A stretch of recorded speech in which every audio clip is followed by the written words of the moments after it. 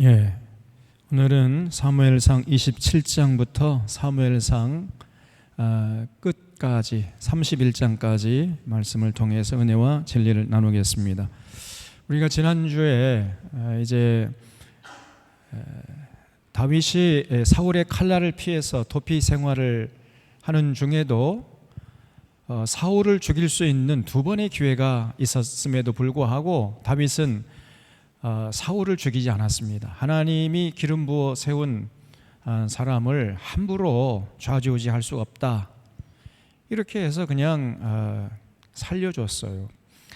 그리고 이제 곰곰이 생각해 보니까 지금까지는 뭐 하나님의 은혜로 내가 어찌 이렇게 사울의 칼날을 용케 잘 피해서 지금까지는 살아왔지만은 앞으로 어떻게 될지 모르겠다는 거예요. 그래서 다윗이 결심을 합니다.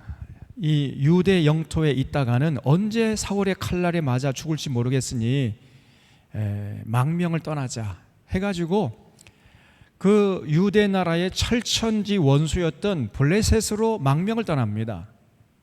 참 이런 기가 막힌 현실이 다윗 앞에 펼쳐졌던 거예요. 그래서 여기 27장 1절을 보면은 다윗이 그 마음에 생각하기를 내가 후일에는 사울의 손에 붙잡히리니 블레셋 사람들의 땅으로 피해 들어가는 것이 좋으리로다. 사울이 이스라엘 온 영토 내에서 나를 다시 찾다가 단념하리니 내가 그의 손에서 벗어나리라. 그러니까 블레셋 나라로 망명을 떠나면 사울이 더 이상 나를 찾지 않겠지, 내가 사울의 칼날이 죽지 않을 수 있겠지 하고 블레셋으로 망명을 떠난 거예요. 그래서 다윗이 일어나 함께 있는 사람 600명과 더불어, 그래서 벌써 이제 400명에서 600명으로 불어난 겁니다. 사울의 통치하에서 참 억울한 사람, 원통한 사람, 이런 사람들이 전부 전국 방방곡곡에서 다윗에게로 몰려들었던 거예요. 근데 이 사람들이 전부 일당백입니다. 정말 올곧은 사람들이고 충신들이었는데 사울은요, 그런 충신들을 전부 다 역적으로 몰아가지고 제거하려고 하니 견딜 수가 있어야죠. 그래서 전부 다 이제 낙향해가지고 다윗 곁으로 몰려들었던 거예요. 그래서 나중에 이 600명이라는 사람들이 다윗이 통일왕국의 왕이 됐을 때 다윗 왕조를 지탱하는 버팀목이 되었던 겁니다. 기둥들이 다 되었던 거예요. 전부 다 올곧은 사람들이고 일당백의 장수들인데 사울은 그런 올곧은 사람을 보기만 하면요 못 견뎌 하는 거예요. 그 전부 다 역적으로 몰아가다 죽이려고 하는 겁니다. 그리고는 자기 주변에, 그 권력의 주변에는 온갖 간신배들, 이 매국노들, 이런 사람들만 자기 권력 주변에 배치해가지고 그들에 의해서 나라를 통치하려고 하니 나라가 어떻게 되겠어요, 여러분? 지금 윤석열하고 똑같잖아요. 아니 제가 윤석열 얘기 안 하려고 해도 안 할 수가 없다니까.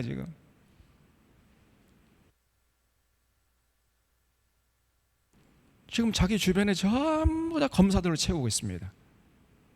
그 검사들이 올바른 짓을 한 사람들이 아니에요. 전부 다 그냥 막 심지어 간첩 조작했던 그 검사가 지금 여러분 또 요직에 자리에 앉아 있잖아요. 네? 국민들을 잡아다가 아무리 죄가 없는데도 불구하고 너 빨리 풀어라 해가지고 간첩으로 조작해다가 들킨 사람, 그런 검사를 또 요직에 앉혔어. 또 아무런 전문성이 없는 이런 검사를 금융감독원에 앉혀버리고 그냥 뭐 요직이나 요직은 전부 다 검사로 채우고 있습니다 지금. 그리고 올곧은 사람들을 전부 내쫓고 자기 정적을 제거하는데 혈안돼 있잖아요.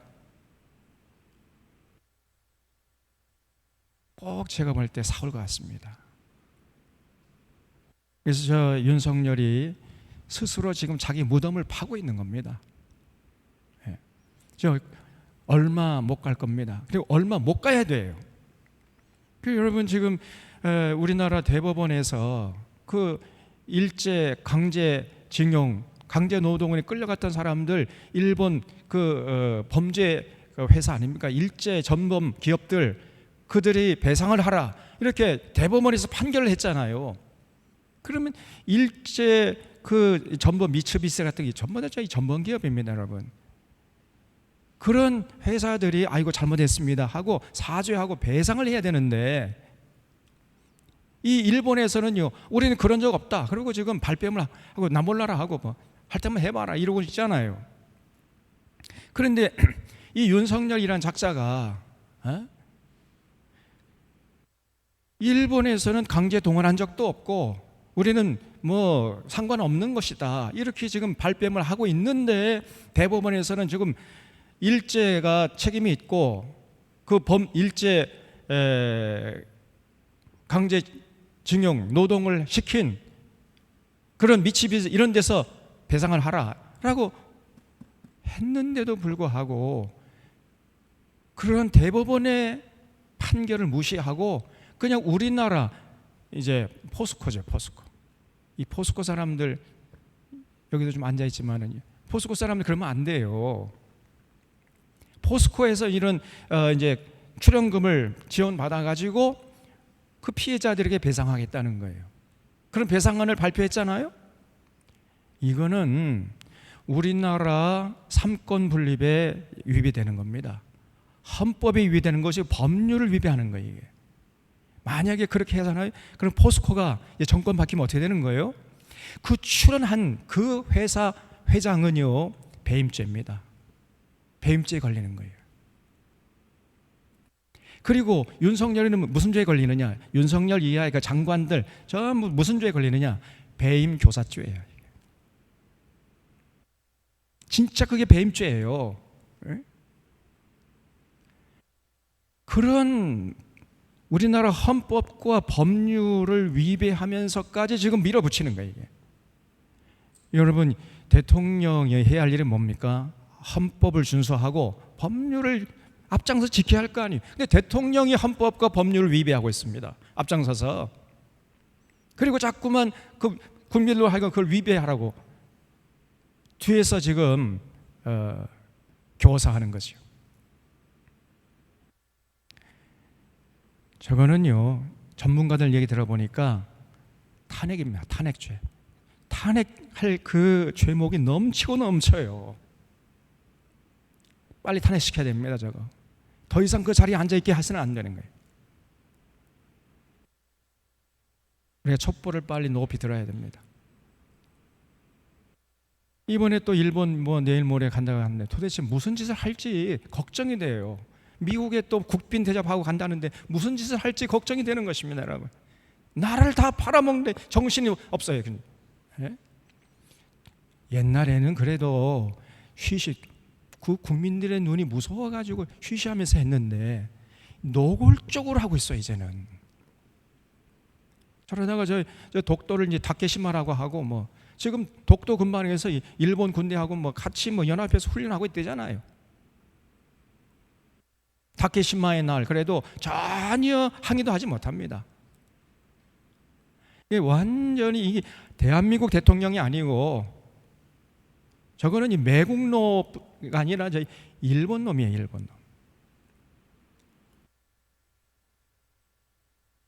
저는 정말로 탄핵감입니다. 박근혜 전 대통령이 탄핵당한 그 죄 보다도 100배, 1000배, 10,000배는 더 큰 죄를 짓고 있는 거예요. 그러니 탄핵 당해야 됩니다, 여러분. 더 이상 저 자리에 대통령 자리에 앉아 있으면 안 돼. 올곧은 사람들을 대통령이 됐으면 찾아가 가지고 삼고초려해서 그 적재적소에 배치해서 나라와 민족을 위해서 헌신하도록 해야 할 책임이 대통령에게 있는 거 아닙니까? 근데 전부 다 검사로 채우고 있어요. 자기 똘마니들. 이런 나라가 이 민주주의가 유지할 수 있겠습니까? 이러다가 나라가 망해버린단 말이에요, 이게. 열강들의 앞제비 놀이를 하고 있고, 이 한반도를 열강들의 전쟁 놀이터로 지금 제공하려고 하는 이런 짓을 지금 서슴없이 하고 있다 그 말이에요. 저놈이. 가만둬서는 안 됩니다.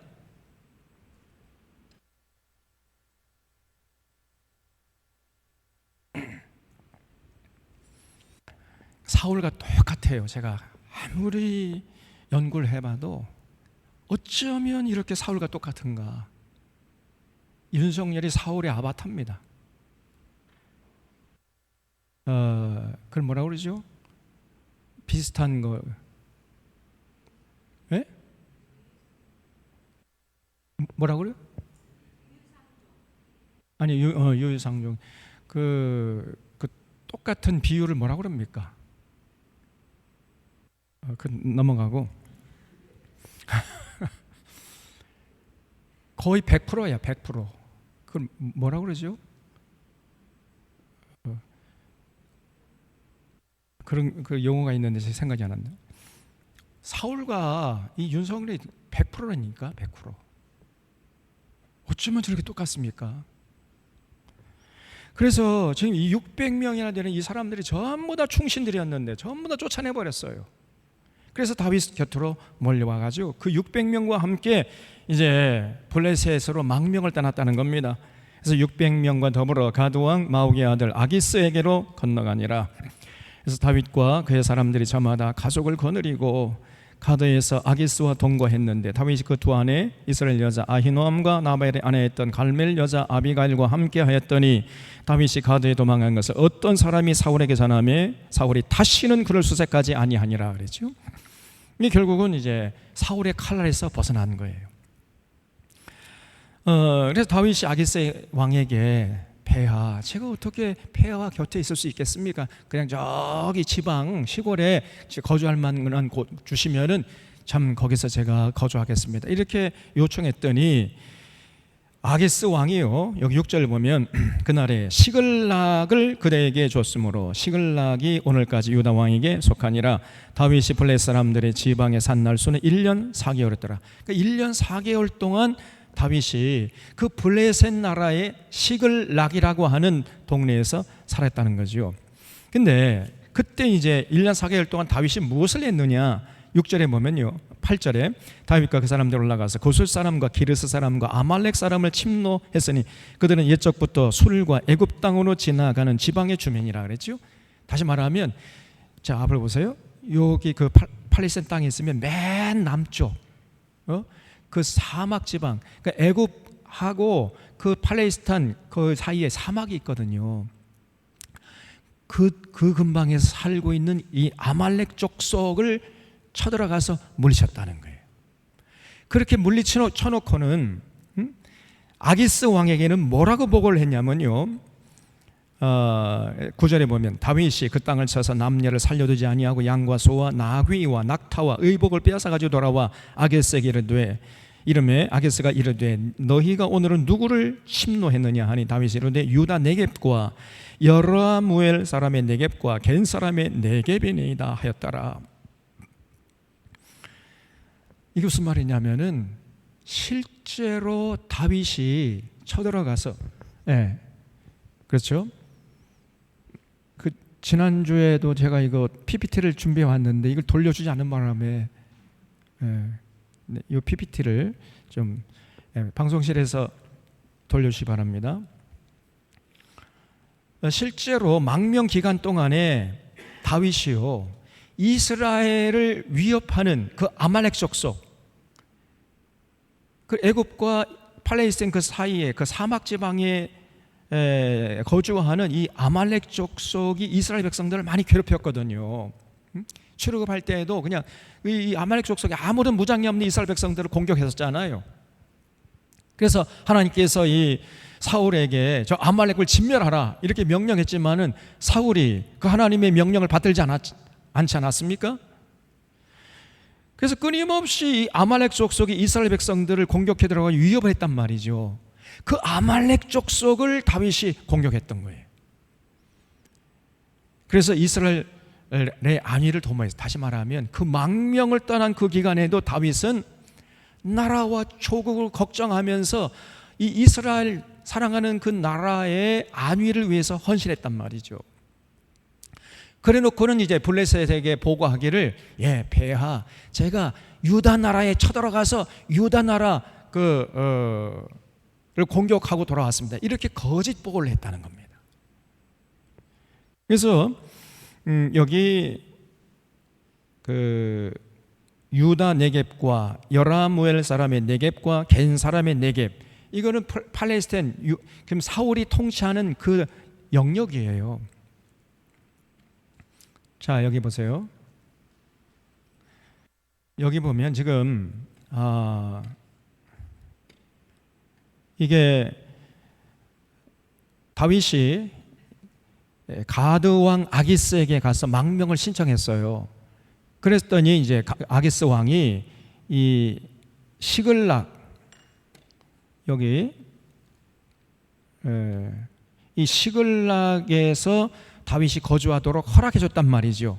여기서 1년 4개월 동안 이제 머물다가 그 기간 동안에 무엇을 했냐면은 이 아말렉 족속을 쫓아내는 이런 일을 했어요. 이 아말렉 족속이 여기가 지금 사울이 통치하던 유다 나라인데, 이스라엘 나라인데, 이 이스라엘 나라를 이 아말렉 족속이 굉장히 괴롭혔단 말이에요. 그래서 시글락에 거주하던 다윗이 600명을 거느리고 군사 이 아말렉 족속을 쫓아내는 이런 일을 하고는 보고하기를, 아기스 왕에게 보고하기를, 제가 유다 네겝, 여기 유다 네겝 뭐죠? 보입니까? 저는 잘 보이는데 저 뒤에 사람 보여요? 여기가 유다 네겝 보이죠? 그러니까 왜 뒤에 계세요? 앞으로 오시라니까. 그래서 여기가 유다 네겝이고요. 여기가 여라무엘 쪽 네겝이야. 그리고 여기가 겐족 네겝입니다. 이게 전부 다 지금 이스라엘 백성 지경이에요. 영역이란 말이에요. 사울이 통치하는 이스라엘 나라였단 말이죠. 여기에 쳐들어가서 제가 그 적군을 물리치고 돌아왔습니다 라고 아기스에게 거짓 보고한 거예요. 그러니까 아기스가, 이제 이 다윗하고 이스라엘은 철천지 원수가 되었구나 하면서 다윗을 신뢰해 줬다는 겁니다. 무슨 말 이해가 되죠? 이 다윗이 참 지혜롭게 행동을 했던 거죠. 그리고 망명을 떠난 순간에도 조국을 위해서 헌신하는 이런 모습을 잃지 않았던 것입니다. 그래서 여기 11절에 보면 다윗이 그 남녀를 살려서 가드로 데려가지 아니한 것은 그의 생각에 그들이 우리에 대하여 이르기를 다윗이 행한 일이 이러하니라 하여 블레셋 사람들의 지방에 거주하는 동안에 이같이 행하는 습관이 있었다 할까 두려워함이었더라. 그러니까 이 아말렉 족속을 살려두지 않고 전부 다 진멸한 까닭이 뭐냐면은 포로를 잡아가면은 거짓말이 들통날까 봐 이 다윗이 이 아말렉 사람들 포로를 다 진멸했다 그 말이에요. 그랬더니 이제 아기스는 다윗의 말을 철석같이 믿고 다윗을 신뢰했다는 거예요. 12절 아기스가 다윗을 믿고 말하기를 다윗이 자기 백성 이스라엘에게 심히 미움을 받게 되었으니 그는 영원히 내 부하가 되리라고 생각하니라 그랬죠. 자, 이렇게 이제 다윗이 지나고 있는 동안에 사울은 무엇을 하고 있느냐? 여기 28장 1절 보세요. 그때에 블레셋 사람들이 이스라엘과 싸우려고 군대를 모집한지라. 드디어 이제 블레셋 군대하고 이스라엘 군대가 일전을 벌일 때가 점점 가까워오는 거예요. 그래서 아기스가 다윗에게 이르되 너는 밝게 알라 너와 네 사람이 나와 함께 나가서 군대에 참여할 것이니라. 다윗이 아기스에게 이르되 그러면 당신의 종이 행할 바를 아시리이다 하니 아기스가 다윗에게 이르되 그러면 내가 너를 영원히 내 머리 지키는 자를 삼으리라 하니라. 이게 무슨 말이냐면은 이제 블레셋 왕 아기스가 다윗에게 너도 나와 함께 참전해서 이스라엘 백성들과 싸워야 된다 이렇게 얘기하니까 제가 최선을 다해서 싸우겠습니다 이렇게 대답했다는 거예요. 네, 여러분 그 다윗의 말이 진심이었겠습니까? 아니죠. 다윗이 사랑하는 이스라엘 백성들 배반할 리가 없잖아요. 근데 이제 아기스는 그걸 철석까지 믿었던 거예요. 그래서 여기 2절 다시 보면 다윗이 아기스에게 이르되 그러면 당신의 종이 행할 바를 아시리이다. 이게 무슨 말이냐면은 당신의 종이 누구예요? 다윗이죠? 다윗이 제가 아게스 왕 앞에서 이스라엘 백성들을 물리치는 그런 모습을 보여드리겠습니다. 이렇게 지금 보고했다는 거예요. 그랬더니 아게스가 그러면 내가 너를 영원히 내 머리 지키는 자를 삼으리라 하니라. 그러니까 아게스가 좋아가지고 그러면 내가 당신을 내 경호대장으로 삼겠다. 이렇게 이제 약속했다는 거죠. 이러고 있는 차에 사울은 무엇을 하고 있느냐? 이 사울이요, 엔돌에 있는 여자 무당을 찾아가 가지고 점을 치고 있어요. 이것이 지금 블레셋 군대가 막 쳐들어오려고 하니까 이 두려운 거예요. 그래서 이스라엘 군대를 이제 여기 보면은 이 길보아 산에 이제 군대를 불러 모았어요. 여기 3절에 보면 사무엘이 죽었으므로 온 이스라엘이 그를 두고 슬피 울며 그의 고향 라마에 장사했고, 드디어 이제 사무엘이 죽은 겁니다. 그 이스라엘 백성들의 영적 지도자였던 사무엘이 그만 숨을 거둔 거예요. 그러니까 이스라엘 백성들의 상실감이 대단하지 않았겠어요? 그런데 이제 그 틈을 타 가지고 블레셋 군대가 쳐들어오는 거예요. 그래서 이 사울이요, 두려운 겁니다. 그래서 사울은 신접한 자와 박수를 그 땅에서 쫓아냈더라. 그래서 사울이 죽은 것을 이제 기념해 가지고 그 땅에 그런 무당들 전부 다 사울이 쫓아냈다는 거예요. 그런데 이제 블레셋이 쳐들어온다는 소식을 듣고 자기가 쫓아냈던 무당들을 다시 불러들여요. 사울이. 이렇게 정신 나간 놈이 어디 있습니까? 그래서 4절에 보면 블레셋 사람들이 모여 수넴에 이르러 진침해 사울이 온 이스라엘을 모아 길보아에 진쳤더니 사울이 블레셋 사람들의 군대를 보고 두려워서 그의 마음이 크게 떨린지라. 벌벌 두려워 떠는 거예요. 그러니까 사울이 여호와께 묻자오되 여호와께서 꿈으로도 우림으로도 선지라도 그에게 대답하지 아니하심으로 사울이 그 신하들에게 이르되 나를 위하여 신접한 여인을 찾으라. 내가 그리로 가서 그에게 물으리라. 그러니까 자기가 쫓아냈던 무당을 다시 데려오라는 거예요. 그래서 그 무당을 찾아갑니다. 그 엔돌에 있는 그 무당을 찾아가 가지고 어떻게 될 것인가, 그게 궁금하니까 당장에 네가 사무엘의 영을 불러오라는 거예요. 사무엘이 이미 죽었잖아요. 그럼 한번 물어볼게요. 무당이 죽은 자의 영을 다시 지상으로 불러올 수 있습니까? 없습니까? 여기 또 긴가민가 지금 그런 분이 있는 것 같아요. 절대로 그렇게 할 수 없습니다, 여러분. 그런데 이 멍청한 이 사울이란 놈이 그 엔돌의 무당을 찾아가가지고 사무엘의 영을 불러달라는 거예요. 올리라. 근데 진짜 이 엔돌의 그 신접한 여인이, 이 무당이 사무엘의 영을 불러 올려요. 그래서 여기 11절에 보면 여인이 이르되 내가 누구를 내게로 불러 올리랴 하니 사울이 이르되 사무엘을 불러 올리라 하는지라. 여인이 사무엘을 보고 큰 소리로 외치며 사울에게 말하 이르되 당신이 어찌하여 나를 속이나이까. 당신이 사울이시나. 왕이 그에게 이르되 두려워하지 말라. 내가 무엇을 봤느냐 하니 여인이 사울에게 이르되 내가 영이 땅에서 올라오는 것을 봤나이다 하는지라. 사울이 그에게 이르되 그의 모양이 어떠하냐 하니 그가 이르되 한 노인이 올라오는데 그가 겉옷을 입었나이다 하더라. 사울이 그가 사무엘인 줄 알고 그의 얼굴을 땅에 대고 절하니라 그러죠. 이게 사울이 속은 겁니다. 그 엔돌의 무당이 불러 올린 영은 사무엘의 영이 아니라 어떤 영이 없겠어요?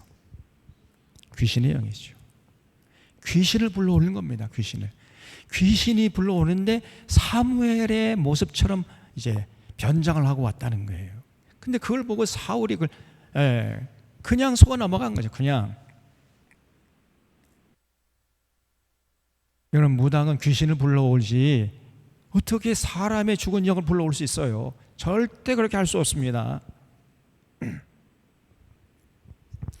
그래서 15절 보면 사무엘이 사울에게 이르되, 이 사무엘이 사실은 이게 이 귀신이야. 이게 겉으로는 사무엘처럼 보였지만은 실상은 이게 귀신이었단 말이죠.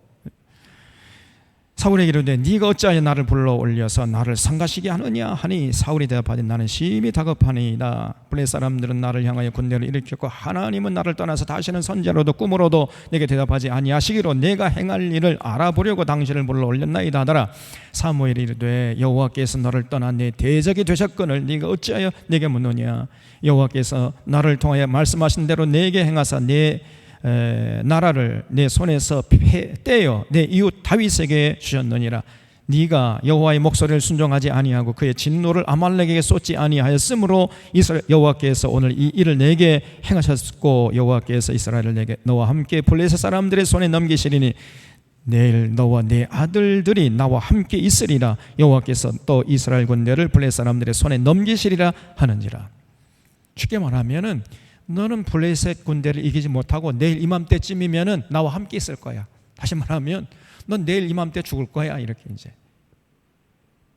사무엘로 변장한 귀신이 그렇게 말을 했단 말이에요. 여러분, 그럼 이 귀신도 용하네, 이 점쟁이도 용하네, 이렇게 생각할 수 있겠죠. 그런데 여러분, 이거는 상식적으로 생각해도 알 수 있는 거 아닙니까? 이제 이미 사울은 하나님께 버림받았잖아요. 교만해가지고 내가 사울을 버렸어, 그렇게 말씀하셨지 않습니까? 그리고 하는 짓 보세요. 겉으로 보면 벌써 망할 짓만 하고 있잖아요. 근데 어떻게 블레셋 군대를 이길 수 있겠습니까? 이거는 삼척동자도 다 알아요. 그 초등학생, 이 갓난애기도 절대로 사울의 군대가 블레셋 군대를 이길 수 없다는 사실을 알 수 있습니다. 그래서 여러분, 지금 이 사건을 상당히 좀 신비하게 생각하는 사람들이 있는데, 어떻게 무당이 저렇게 척척 알아맞히지? 무당이 아니더라도 얼마든지 알아맞힐 수 있는 거예요. 네? 조금만 관심 있는 사람들은요, 그거 모르겠습니까? 그래서 블레셋 군대가 다시 쳐들어오자 두려움이 휩싸인 사울이 자기가 쫓아낸 엔돌의 무당을 찾아가가지고 사무엘 영을 불러달라고 요청을 했어요. 이것은 무슨 꼴이냐면은 목회가 안 된다고 점쟁이를 찾아가가지고 어떻게 하면 목회를 잘 할 수 있겠는가, 이 물은 꼴이나 똑같은 것이다. 이 기가 막힌 일 아닙니까? 목회자가 점쟁이를 찾아가가지고 어떻게 하면 목회를 잘 할 수 있겠습니까? 그 비법을 좀 알려주십시오. 의외로 이런 목사들이 있습니다. 여러분, 기가 차죠. 그랬더니 이제 엔돌의 무당이 사무엘의 영을 불러드렸던데, 그러면서 이제 사울을 준엄하게 꾸짖었죠. 네가 하나님의 명령을 경홀히 여겼기 때문에 하나님께서 너와 이스라엘을 이제 블레셋 군대에, 블레셋 손에 넘겨줄 것이다, 이렇게 이제 말을 했는데, 이것은 진짜 사무엘의 영이 올라와서 한 것이 아니고 귀신이에요. 귀신의 말이에요. 귀신이 올라와서 사울을 조롱한 것입니다. 쉽게 말하면 점쟁이가 자기를 찾아온 목사에게 예수나 똑바로 믿어, 그러면 목회 잘할 거야, 이런 얘기나 똑같은 거예요. 여러분, 절대로 무당은 죽은 자의 영을 다시 불러올 수 없습니다. 우리 사랑하는 사로녀 교우들은 확신할 수 있기를 바랍니다. 절대로 이런 엉터리, 이 귀신들에게 속아 넘어가는 이런 짓을 해서는 안 되는 거예요. 그러면 사울이 그 말을 듣고, 이거는 초등학생 정도만 다 알 수 있는 얘기예요. 이게. 그 말을 듣고 기가 풀이 죽어가지고요, 밥도 먹지 않고 금식 투정을 했다는 거예요. 참 기가 찬 얘기죠. 그 다음에 이제 29장에서는 이제 블레셋 군대가 출전을 앞두고 결국은 온 백성들에게 소집 명령을 내려가지고 아기스 왕이요, 군대를 이제 아벡이라는 곳으로 모았다는 거예요. 29장 1절에 블레셋 사람들은 그들의 모든 군대를 아벡에 모았고 이스라엘 사람들은 이스라엘에 있는 샘 곁에 진을 쳤어요. 그래서 이제 대치하고 있는 겁니다. 그래서 이제 블레셋 사람들의 수령들은 수백 명씩 수천 명씩 인솔해서 나아가고 다윗과 그의 사람들은 아기스와 함께 그 뒤에서 나아가니 블레셋 사람들의 방백들이 이르되 이 히브리 사람들이 무엇을 하려느냐. 다시 말하면 이 다윗의 군대도 이제 아기스 왕이 참전하라고 하니까 지금 참전하려고 이제 나아가고 있는데 그걸 보고 아기스의 휘하 장수들이 걱정 어린 눈으로 지금 아기스 왕에게 물었다는 거예요. 그러니까 아기스가 블레셋 사람들의 방백들에게 이르되 이는 이스라엘 왕 사울의 신하 다윗이 아니냐. 그가 나와 함께 있은지 여러 날 여러 해로 돼 그가 망명하여 온 날부터 오늘까지 내가 그의 허물을 보지 못했노라. 블레셋 사람들의 방백이 그에게 노했다는 거예요. 그러니까 그 얘기를 듣고 그 아기스 왕의 휘하 장수들이요, 폐하 어쩌려고 그러십니까? 큰일 날 일을 지금 하려고 합니다. 다윗을 전쟁터에 우리와 함께 나가서 싸우게 하면 안 됩니다. 저 다윗이 순식간에 돌변해서 우리를 공격하면 우리가 어떻게 되겠습니까? 골리앗 장군을 죽인 저 다윗 아닙니까? 절대로 우리와 함께 참전하게 해서는 안 됩니다. 이렇게 이제 반대했다는 거예요. 그래도 아기스 왕은 그렇게 직언하는 휘하 장군들이 있잖아요. 윤석열 주변에는 그런 한 사람도 없어 보니까 전부 다 이 매국노들이 다 포진해가지고, 아니 대통령이 그렇게 한다고 그러면은 그 주변에 있는 이 장관들이나 아니면 국민의당, 이 국힘당, 이 사람들이 반대할 거 아니에요. 이 국힘당, 이 전부 다 매국노 집단이, 국힘당도 똑같습니다. 자, 하는 짓 좀 보세요.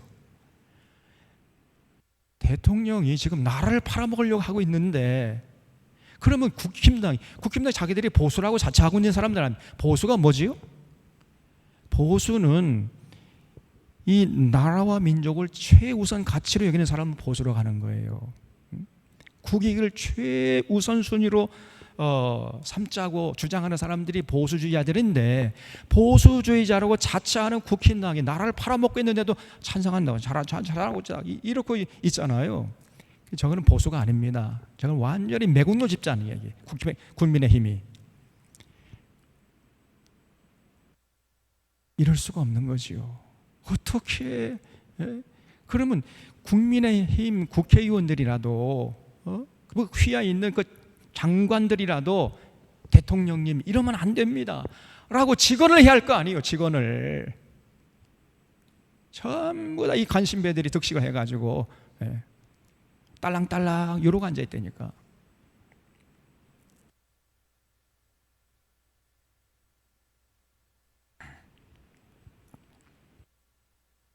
여러분, 총선에서 절대 국힘당 찍으면 안 됩니다. 그러면 나라를 팔아먹는 일에 일조하는 거예요. 이게.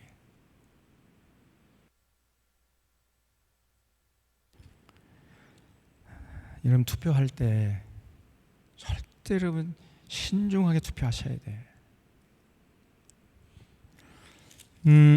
그래서 여기 그 아기스 왕의 말을 듣고 휘하 장수들이요, 막 아기스 왕에게 분노했다는 거예요.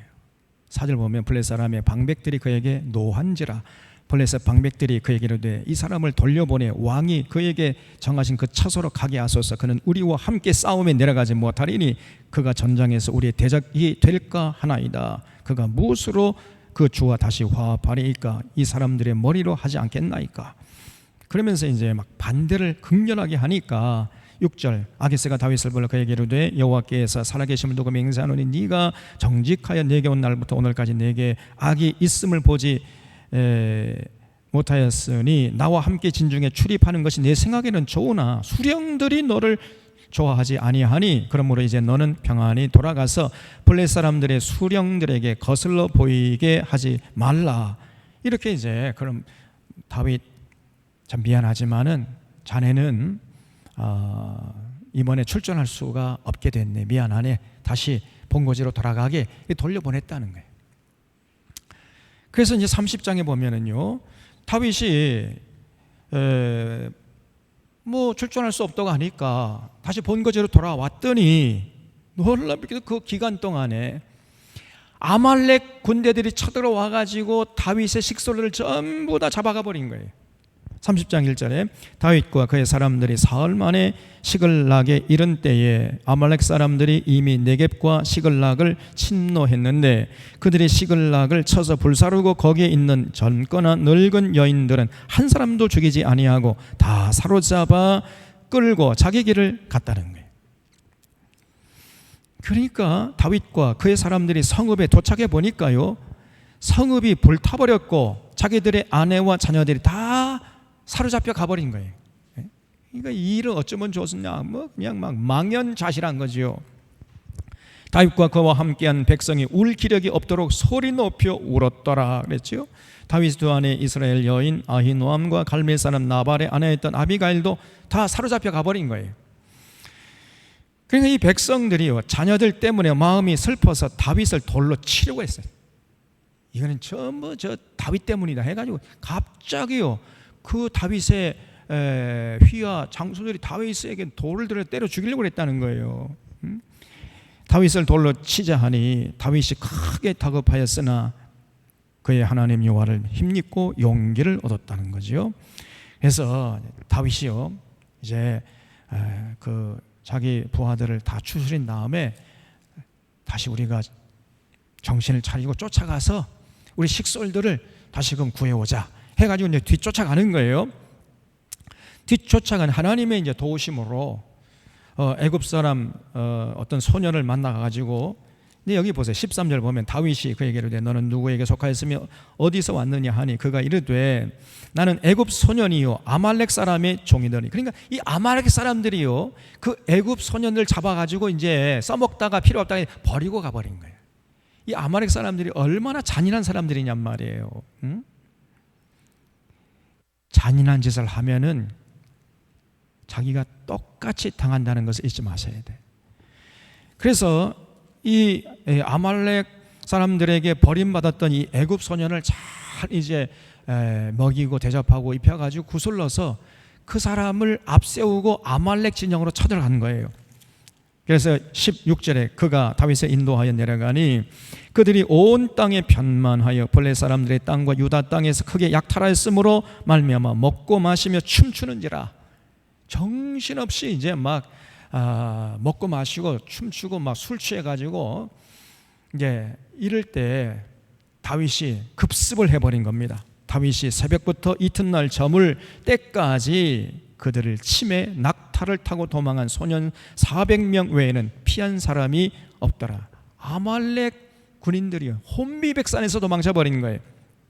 그래서 다윗이 아말렉 사람들이 빼앗아갔던 모든 것을 도로 찾고 그의 두 아내를 구원했고 그들이 약탈하였던 것 곧 무리의 자녀들이나 빼앗겼던 것은 크고 작은 것을 막론하고 아무것도 잃은 것이 없이 모두 다윗이 도로 찾았고 다윗이 또 양떼와 소떼를 다 되찾았더니 무리가 그 가축들을 앞에 몰고 가며 이르되 이는 다윗의 전리품이라 하였더라.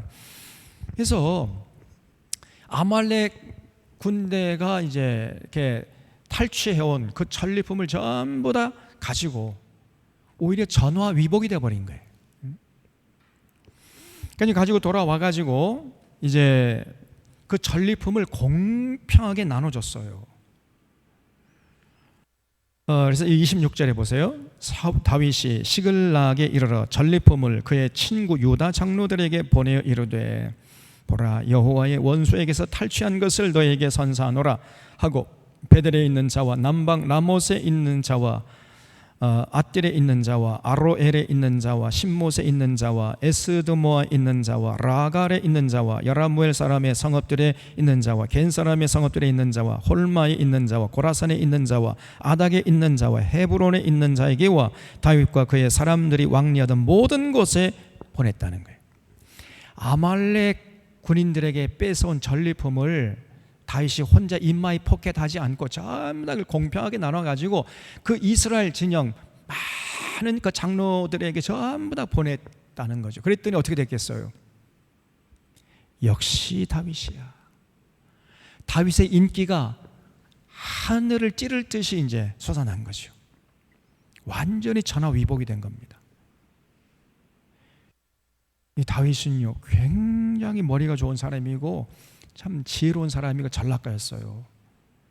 후일을 도모하기 위해서 백성들의 마음을 이제 사로잡았다는 거죠. 백성들이 저렇게 망명 생활을 했음에도 우리나라를 위해서 저렇게 헌신하는구나. 그리고 전쟁에서 탈취한 그 전리품들을 자기가 혼자 다 가지지 않고 온 국민들에 다 나눠주니까 그걸 받은 이 백성들 사이에서 역시 다윗이 최고다. 저 사울은 말이야 우리의 고래를 빠는데 다윗은 최고 아니냐. 이래가지고 다윗의 인기가 하늘을 찌르 이제 올랐다는 거죠. 후일을 도모한 것입니다. 다윗이 얼마나 지혜로운 거예요.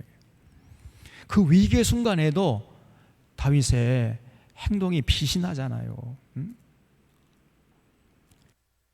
그래서 다윗의 명성이 더욱 널리 퍼져서 전화위복의 기회가 되는 모습을 30장에서 보여주고 있고, 한편 이제 31장에 보면요, 이제 블레셋 사람들이 이스라엘을 침해, 이스라엘 사람들이 블레셋 사람들 앞에서 도망하여 길보아 산에서 엎드러져 죽으니라. 블레셋 사람들이 사울과 그의 아들들을 추격하여 사울의 아들 요나단과 아비나답과 말기수아를 죽이니라. 그래서 이 블레셋과의 전투에서 그만 그 참 아름다운 소년 요나단이 그만 전쟁에 패해가지고요 블레셋 군인들의 칼을 맞아 죽어버렸습니다.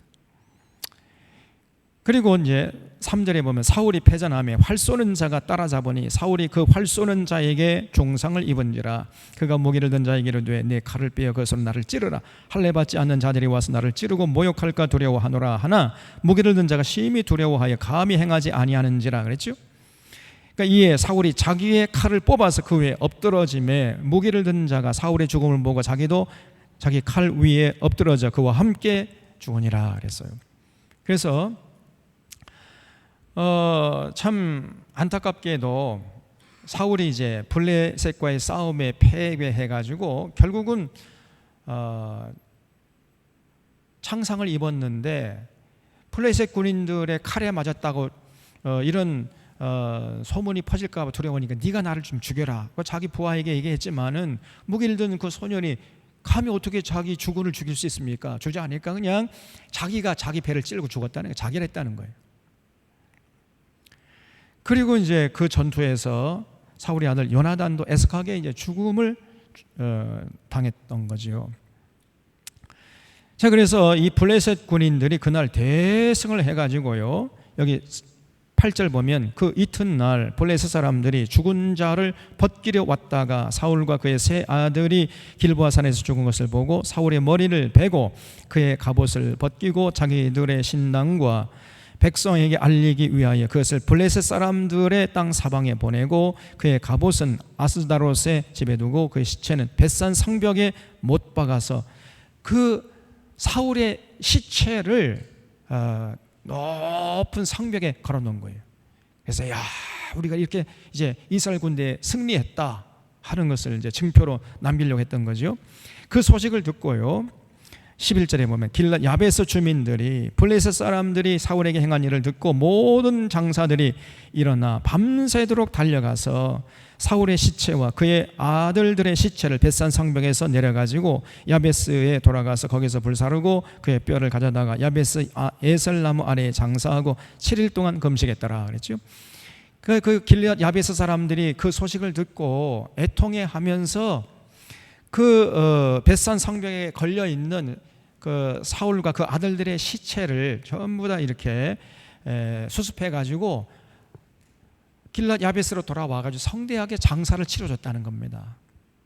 이렇게 해서 사울이 비참하게 죽었습니다. 그래서 사울은요 왕이 되자마자 백성들을 섬겨서 하나님을 기쁘시게 할 수 있는 그 좋은 기회를 다 놓쳐버리고 그만 교만해져 가지고 온갖 권력을 남용하고 자기 기득권 챙기기에 혈안돼 있다가 결국은 하나님의 심판으로 비참하게 죽고 말았습니다. 이게 사울의 최후야. 제가 단언합니다, 여러분. 윤석열의 최후도 이렇게 될 거예요. 왜냐하면 윤석열이 사울의 아바타잖아요. 똑같습니다. 하나님이 가만두지 않는 거죠, 저거를. 대통령이 되었으면 그 권력을, 백성들을, 국민을 섬기고 국익을 위해 헌신해야 되는데 그런 생각 눈꼽만큼도 없잖아요.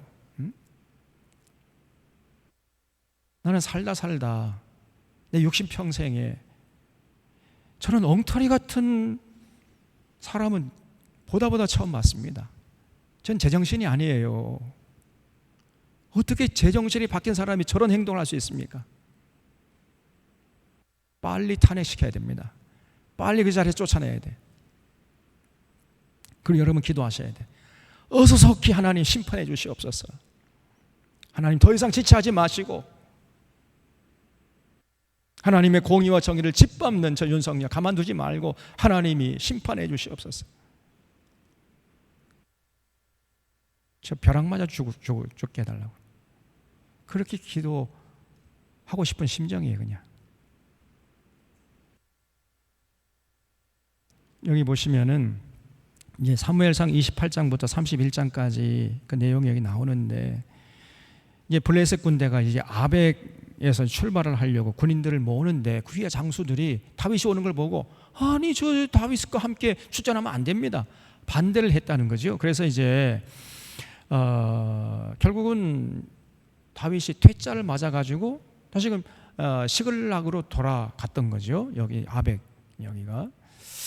그리고 이제 블레셋 군대는 여기 수넴이라는 곳에 이제 진을 쳤어요. 블레셋 진영의 수넴. 그리고 이스라엘 군대는 제일 처음에 이제 길보아 산에 진을 쳤는데, 길보아 산에 진을 치는데 사울이 두려워해가지고 엔돌에 있는 신접한 여인, 엔돌의 무당에 찾아가서 어떻게 되겠느냐 이게 물었다는 거예요. 여기가 이렇게 됩니다. 그래서 이제 이 무당이 너는 내 이맘때에 나와 함께 있을 거야. 너 하나님의 심판으로 너 전쟁에서 패배해서 죽임을 당할 거야. 이런 말을 듣고 이제 돌아와니까 뭐 기가 죽은 거죠. 그래서 자기 이제 군대를 여기 이스라엘에 있는 샘 곁에 진영을 이제 세운 거예요. 여러분 이스라엘이 어떤 것인지 잘 아시죠? 하나님이 뿌리시는 땅, 아주 굉장히 기름진 땅이에요. 이 이스라엘 땅이. 여기 땅을 서로 이제 놓고 이제 전투가 벌어진 거예요. 그래서 그날 전투가 벌어져 가지고 뭐 여지없이 사울의 군대가 패배해서 길보아까지 도망쳐 가지고 길보아 산에서 죽임을 당했다는 겁니다. 그래서 이 블레셋 군인들이 이 사울의 시체를 이 벳산 성벽에 내걸은 거예요. 그 소식을 듣고 이 길앗 야베스 사람들이 이 밤을 타가지고 벳산 성벽까지 와서 사울의 시체를 걷어다가 성대하게 이제 야베스에 가서 장사를 치러줬다는 거예요. 이 야베스, 길앗 야베스와 벳산 사이의 거리는 지금 따지면 한 20km 정도 됩니다. 20km. 20km면은 남자들이 이제 빠른 걸음으로 1km, 1시간에 4km 정도 가거든요. 그러면은 20km면 4, 50, 한 5시간 정도. 5시간 정도 걸쳐서 벳산까지 가가지고 사울의 시체를 이제 수습해서 야벳으로 돌아왔던 거예요. 그러면 여러분 길앗 야벳 사람들이 왜 그런 일을 했겠어요? 네? 잘 안 들리는데? 그렇죠. 사둔 게 아니라 사둔. 길앗 야벳 사람들 400명 하고 이제 베냐민 지파 청년들하고 결혼했잖아요. 사돈 아닙니까? 그리고 사울이 왕이 됐을 때 제일 먼저 자기들을 구출해주는 그런 일을 사울이 해줬잖아요. 그 은혜가 고마워가지고 사울이 죽었다는 소식을 듣고 길앗 야베스 사람들이 일어나가지고 벳산 성명에 가서 사울의 시신을 수습했다. 그래서 장사 치러줬다. 이렇게 성경은 기록하고 있는 거예요. 그래서 이 사울은요, 참 그 좋은 교회를 다 날려버리고 온갖 하나님의 뜻을 대적하는 짓만 하다가 비참하게 죽었습니다. 하나님께 버림받았죠. 사무엘이 왜 사울이 저런 정말 하나님을 분노케 하는 짓만 골라서 할까 걱정하고 눈물로 사울을 위해서 기도하고 있을 때 하나님이 사무엘을 찾아가가지고 사무엘아, 너 더 이상 사울을 위해서 기도하지 마라. 내가 이미 사울을 버렸어. 그렇게 말씀하잖아요. 그리고 너 지금 이새의 집에 가서 이새 아들들 중에서 한 사람을 택해서 그 사람에게 기름을 부어서 이스라엘의 왕으로 세워라. 이렇게 말씀하지 않았습니까? 그게 바로 다윗이었던 거죠. 그러니까 이미 오래전에 사울은 하나님께 버림받은 자예요. 왜냐하면 교만하거든요. 자기를 왕으로 세우신 하나님의 뜻을 잘 분별해가지고 그 뜻을 받드는데 최선을 다해야 되는데 그저 그냥 허구한 날 자기 기득권 챙기는 날 혈안져 있었단 말이에요. 그러다가 하나님께 버림받고 비참한 죽임을 당했습니다. 이게 사울의 인생이에요. 여러분, 그래서 이 사울의 삶을 보면서 우리가 교훈을 얻어야 됩니다. 절대로 여러분 교만하면 안 되고요. 잘 나갈 때가 더 위기의 순간이라는 것을 잊지 마셔야 돼. 내가 높은 자리에 앉았다, 출세했다, 이렇게만 생각할 게 아닙니다. 오히려 그 사업이 잘 되고 높은 자리에 앉아가지고 출세하고 세상 떵떵을 사는 그때가 진정한 인생의 위기예요. 잊지 마셔야 돼. 그때 겸비하고 겸손하고 하나님께서 나를 이 자리에 세우신 이유가 뭘까 잘 생각해서 그 뜻을 받드는데 최선을 다해야 돼요. 그렇지 않으면 하나님께 버림받을 수 있습니다. 잊지 마셔야 돼. 우리도 마찬가지. 그래서 우리가 서야 할 자리가 어딘가, 우리가 감당해야 할 사명이 무엇인가, 이거를 절대로 잊지 말고 명료하게 그것을 인식하면서 내가 서야 할 자리에서 하나님께서 감당하라는 그 사명을 감당하는데 최선을 다하고 모든 영광을 하나님께 올려드리는 이런 모습을 절대로 잊지 않을 수 있기를 주님의 이름 부탁드립니다. 여러분, 그런 삶이 복된 삶이에요. 조금 잘낸다 그러고 좀 잘 나간다 그러고 어깨에 힘이 들어가고 막 이런 사람은요 결국 하나님께 버림받는 거예요. 사울 같은 인생이 되어버려요. 절대 이런 어리석음을 우리는 다시는 반복해서는 안 되겠습니다. 사랑하는 샤론의 교우들이 이 땅에 사는 날 동안까지 예수님 사랑하고 예수님 뜻을 받들어서 항상 겸비하고 최선을 다해서 주님의 뜻을 위해서 헌신한 다음에 절대 교만하지 않고 그 십자가의 길, 그 좁은 길, 그냥 거기가 생명길이에요. 그게 영생길이고 천국길이란 말이죠. 그 길에서 벗어나지 않고 끝까지 그 길에서 승리해서 천국에서 우리 모두가 다 같이 만날 수 있기를 바랍니다. 기도하겠습니다.